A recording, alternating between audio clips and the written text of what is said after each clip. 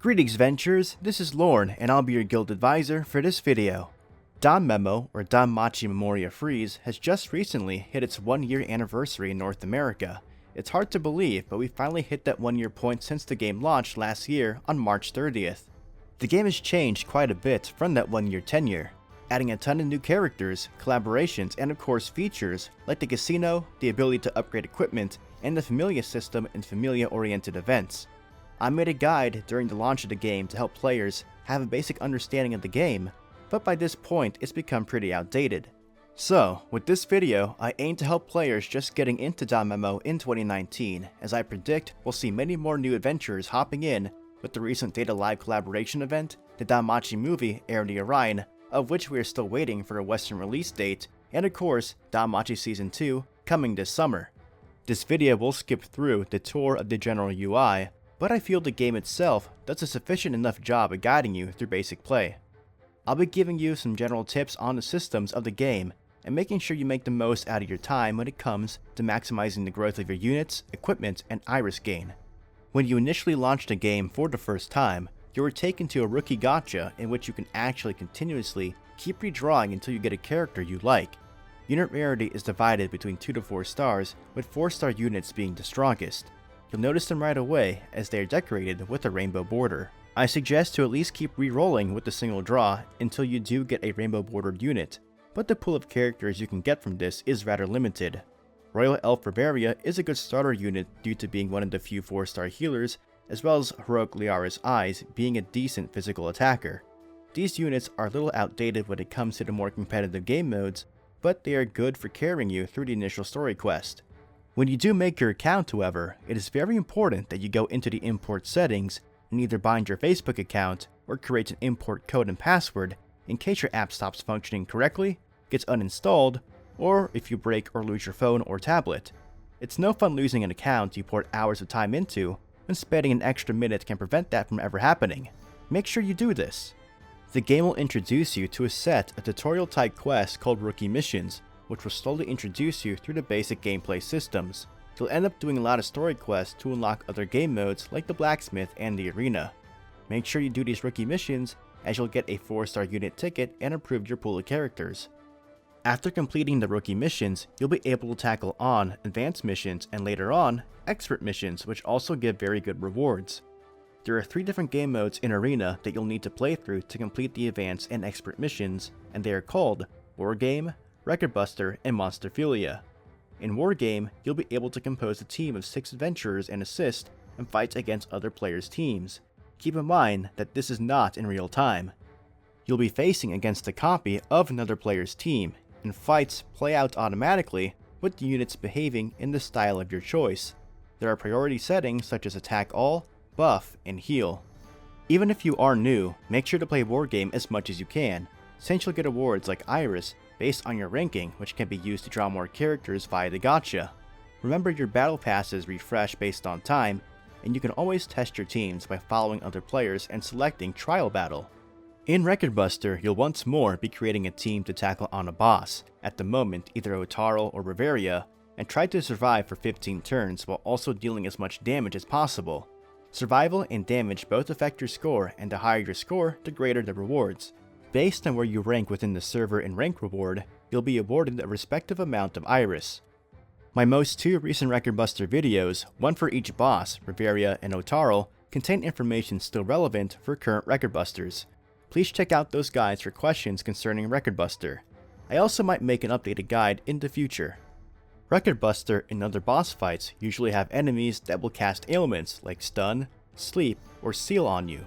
There are many assist characters that can help increase your resistance, but the more accessible ones are the 3-star rarity ones: Masked God Ganesha for Taunt, Lighthearted Anya for Seal, Workplace Gossip Misha for Stun, Fearless Smile Hermes for Sleep, Tipsy Gaze Dionysus for Charm, and Modern Medicine Amid for Poison. There are also ailment resistance anklets you can make with crafting by using Buster Medals from Record Buster. Lastly, for Monsterphilia, you'll tackle on different stages of fights you'll be able to clear through for rewards. You can find out more on Monsterphilia in my Monsterphilia guide. Though the video is quite old, the information on the stages is still relevant. It should also be much easier than it was before, since we have stronger units and the ability to upgrade weapons and equipment.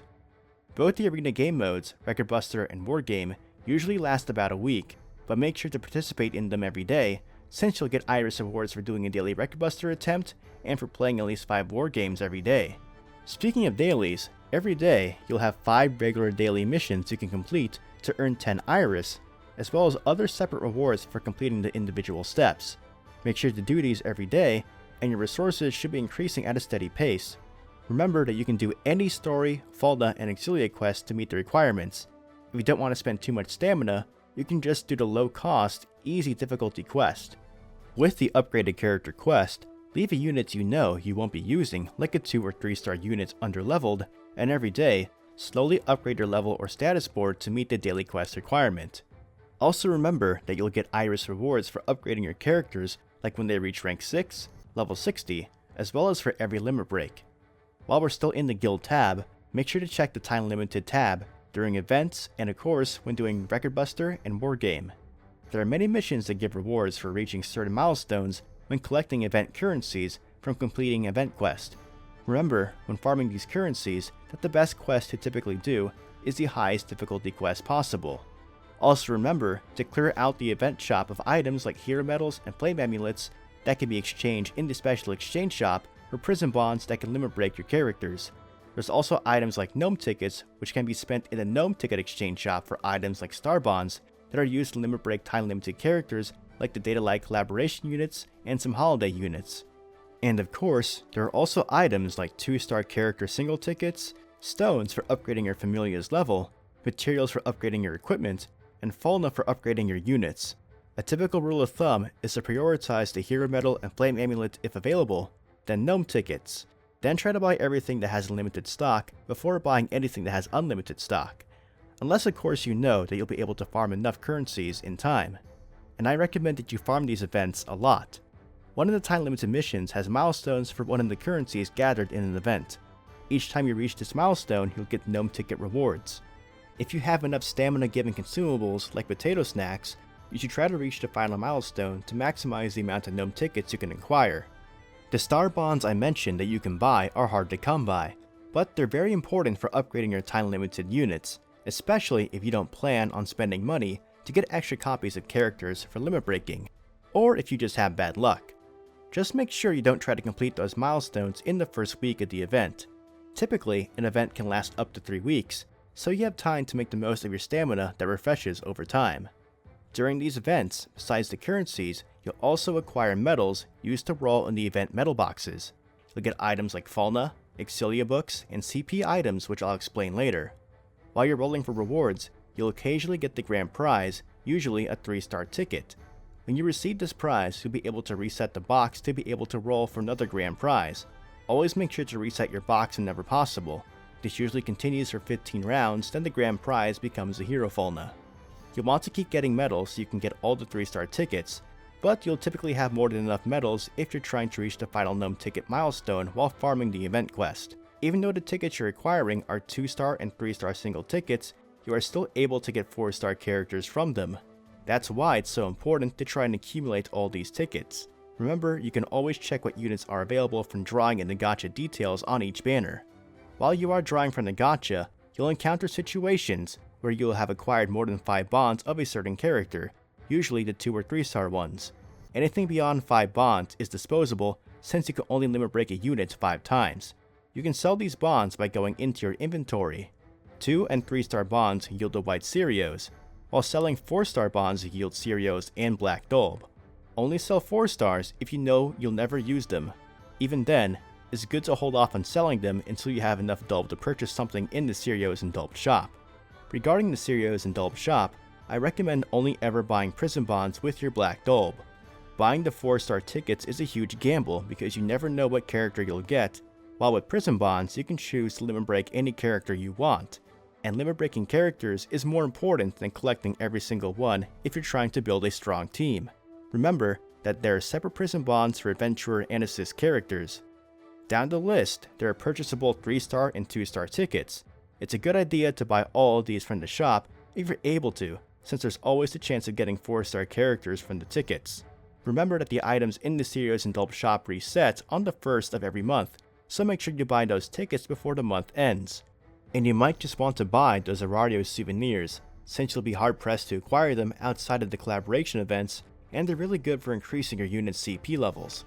I have a more comprehensive guide on CP levels, but as a brief overview, CP or character points are a value on every character that increases when you use them in quest or if you get them CP items, the ones with a heart icon being the most effective on specific characters. You'll gain rewards for increasing these CP levels, and you actually can earn these rewards up to 3 times, since you'll later unlock the ability to walk through town as Eyes or Lafia when you have access to their stories. CP levels also unlock quests and interact. Find out more in my CP guide. There are also large smelting stones available in the Cereals Indulged shop, but definitely prioritize the 2 and 3 star tickets first. Those smelting stones are used to upgrade equipment in the blacksmith menu, and those large ones are a little hard to come by. One of the ways to get these equipment upgrade materials is by keeping up with dispatch quests, which can also reward various other items like Iris, Fauna, Auxilia books, and more. You can find out more about both crafting and dispatch quests in my dispatch and crafting guides. Every now and then, there'll be a type of quest known as a heroic trial added into the event tab. These quests typically play out as a boss fight, and every time you clear one, you get a specific type of currency used to purchase a bond for the character or characters involved in the event. Even if you don't have the character, it's a good idea to farm the quest and get the bond in case you do get that character down the line. Clearing the harder versions of the quest does give more currency, but they also cost more stamina. If you are a newer player, you aren't necessarily at a disadvantage, because for the most part, the quests across all difficulties yield about the same amount of currency per stamina. Also note that during time-limited events, there will typically be more than one type of character bond in the shop, but you'll only be able to purchase one of them, so pick carefully. As you play through quests, you'll notice that you get a letter grade based on clearing certain objectives, with S clearing giving you the most Iris. You can view these conditions by tapping the swap icon in the top right. Also remember that for story quest, you can pick a support unit to help you in battle. This is especially useful for newer players. Playing through the story quest, you'll also unlock the feature to join a Familia. Familias can have up to a maximum of 30 members, and from time to time, there will be Familia-themed events where everyone in the Familia participates to earn rewards. You can either join a Familia by searching for one, or by creating one yourself. Remember that you can get 50 Iris the first time you join a Familia. After you unlock Episode Ryu and clear Quest 311, you'll unlock the Casino. In the Casino, you can play minigames, currently only poker, to earn casino medals and exchange them for rewards in the Casino Item Exchange. Here, you can earn Bunny Girl versions of Hestia and Eyes, as well as stamina items, equipment which can increase your player XP and Valis earned during quest, as well as CP items. While you're playing through the game and acquiring loads and loads of Iris, be careful about rolling the gacha as soon as you have enough Iris to roll. When rolling, only ever do the 11 draws if you want to be efficient with your Iris. You get 1 extra draw this way, rather than spending 40 Iris per draw, and the multi-draws on most banners will have guaranteed 4-star units during certain draw stages. For example, on the Data Live banners, you're guaranteed to get a 4-star character from the banner on the 1st, 4th, 7th, and 10th draws.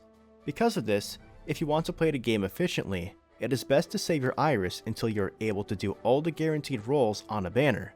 That gives you the best chance of getting a single unit multiple limit breaks, which is very important for harder quests and game modes like War Game and Record Buster. Limit breaking characters get them access to the limit break status board, which gives significant stat boost. However, if you aren't playing the game to be competitive and just want to collect certain characters, feel free to spend your Iris how you want. Now of course, because this is a gacha game, there are microtransactions. You're able to buy what is called paid Iris, which is different from the regular free Iris you can earn by playing the game.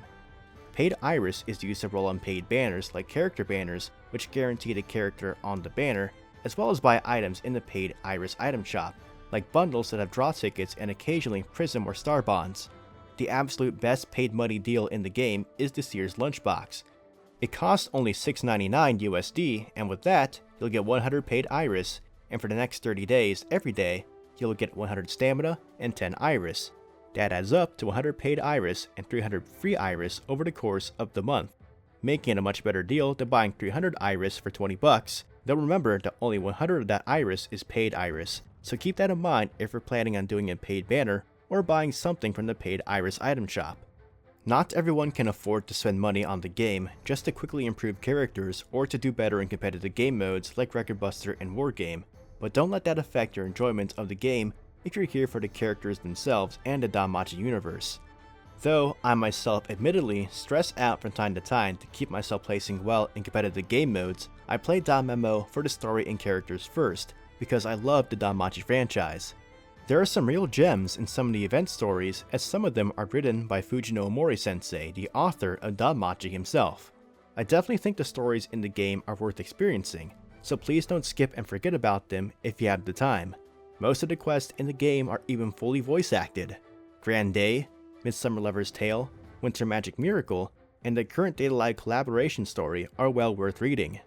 And with that, I believe that I covered a good amount of information for newer players that are fighting this game 1 year after launch. In this video, I do redirect you to some of the other videos I've done on certain topics in specific, so please check those out. There are a few guides that may need updates, and I'll try to make more updated guides in the future. If you're relatively new to DanMemo, welcome to the game and enjoy your stay. I hope playing through this game sparkles your interest in DanMachi as a whole, and gets you to read the light novels, which are incredible and easily my favorite written series. Cheers to another year of DanMemo. If you like this video and would like to see more, please give this video a like and subscribe to my channel. To stay updated on what I'm doing, follow me on Twitter and join my Discord. And as always, continue enjoying your time adventuring in Aurario and the dungeon. This is Lorne, your guild advisor, signing out.